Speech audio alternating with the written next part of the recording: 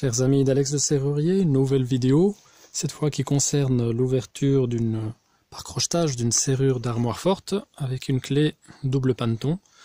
Le paneton, c'est cette partie ici, et comme elle est de deux côtés, on appelle ça double paneton.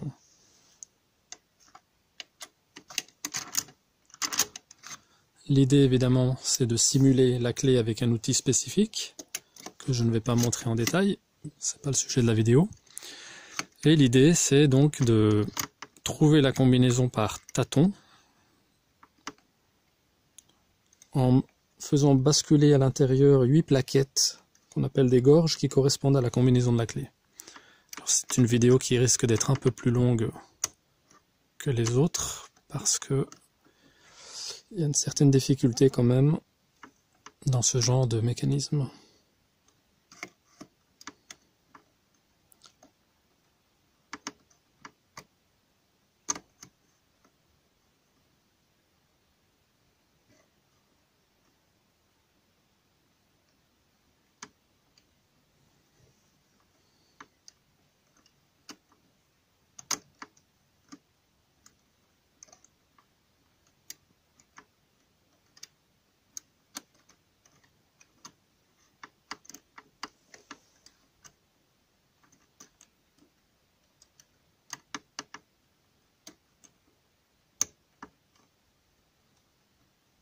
Lorsqu'on entend ces petits clics, c'est toujours bon signe, puisque ça veut dire que les gorges se déplacent, mais quelquefois elles se déplacent et se coincent à un endroit où il ne faut pas, bloquant tout le mécanisme.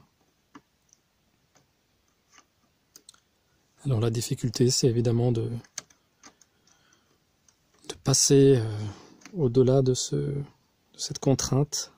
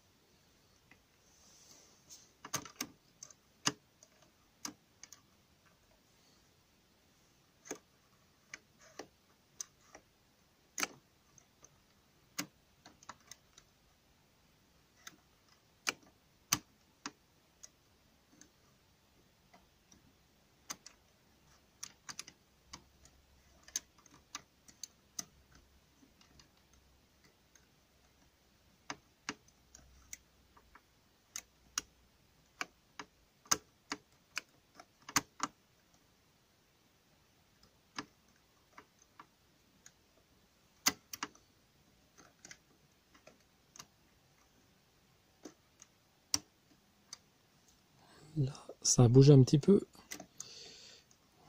donc c'est sur la bonne voie.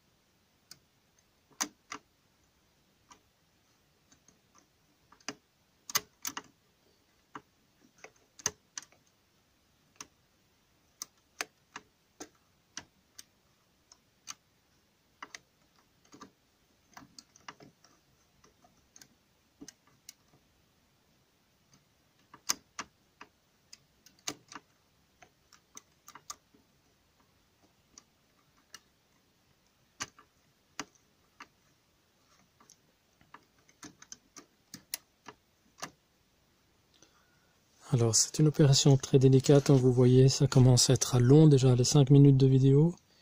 C'est pour ça que la plupart des serruriers ne font pas du tout ce genre de technique. Ils préféreront utiliser une meule pour faire un trou dans votre porte de coffre. L'avantage de cette technique-ci, bien qu'elle soit un peu plus longue à acquérir, c'est qu'elle permet de ne pas faire de dommages dans votre mécanisme ni dans votre porte.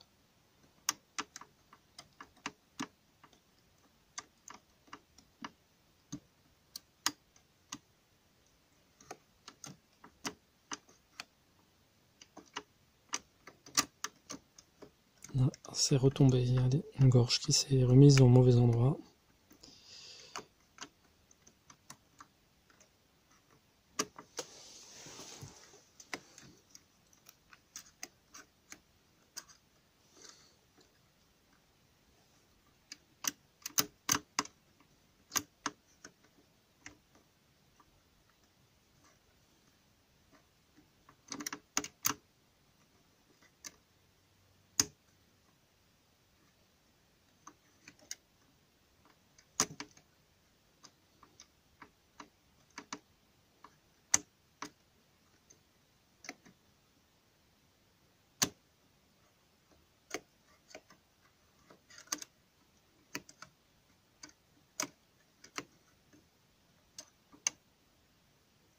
Et voilà.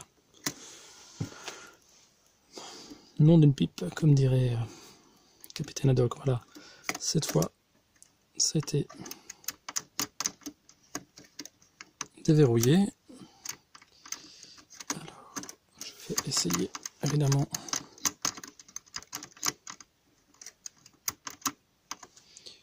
de la refermer.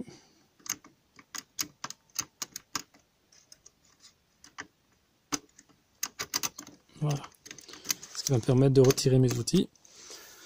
Et voilà, l'ouverture était faite. Maintenant, je vais probablement couper cette partie de la vidéo.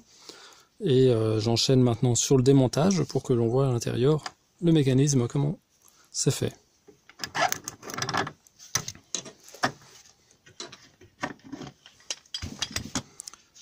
Alors voilà, toujours la partie en papier que j'avais mis pour cacher un petit peu une fenêtre de vision qui me permettait de, comme je vous disais, je crois, de me repérer.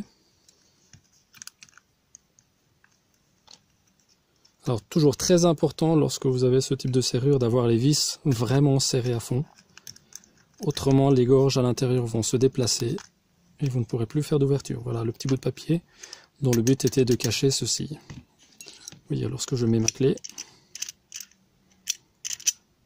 l'idée c'est d'aligner toutes ces parties, toutes ces gorges comme on appelle, pour laisser passer le pen. Alors j'enlève la plaquette et vous allez voir à l'intérieur à quoi correspondent ces fameuses gorges. Vous voyez, alors hop.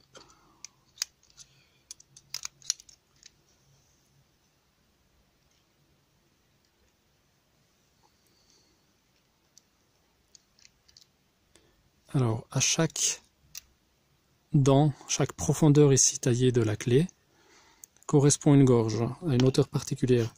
Alors cette serrure qui est de marque Valdis est très très bien parce que vous voyez avec ces petits crans dentés ici, ça nous permet de faire un ajustement, un changement de combinaison avec des nouvelles clés. Par exemple là je me déplace la première gorge et avec la clé ça n'ouvre plus. Vous voyez. Donc supposons que j'ai un nouveau jeu de clés, je vais pouvoir à l'intérieur modifier les plaquettes, l'ordre des plaquettes et les hauteurs des plaquettes pour que ça fonctionne avec les nouvelles clés. Donc voilà les fameuses gorges. Alors la première, et de 2, et de 3, la quatrième,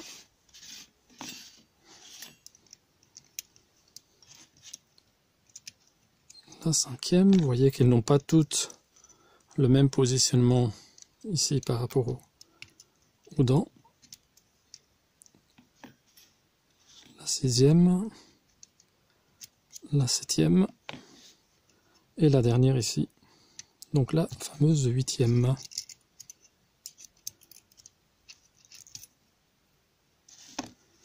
Voilà, si il n'y avait pas de gorge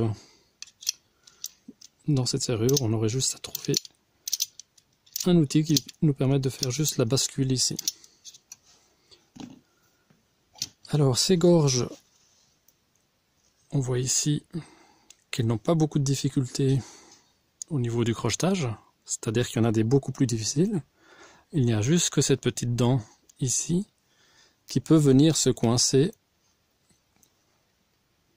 comme ceci, là, au lieu de venir ici. C'est pour ça que des fois je dois rebouger à nouveau le mécanisme parce que la gorge s'est coincée dans cet angle-là. Et c'est une fausse indication qui fait croire justement à l'ouvreur que la gorge est bien positionnée, mais en fait non.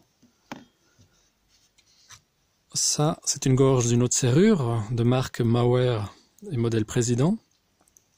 Et vous voyez ici, il y a davantage de petites encoches qui vont justement augmenter la difficulté du crochetage. C'est-à-dire que sur celle en laiton, il n'y en a qu'une seule, ici, et en haut. Là, vous en avez une, deux, trois. 3 ou 4, oui, j'arrive pas bien à voir, 3 ou 4 en haut et en bas.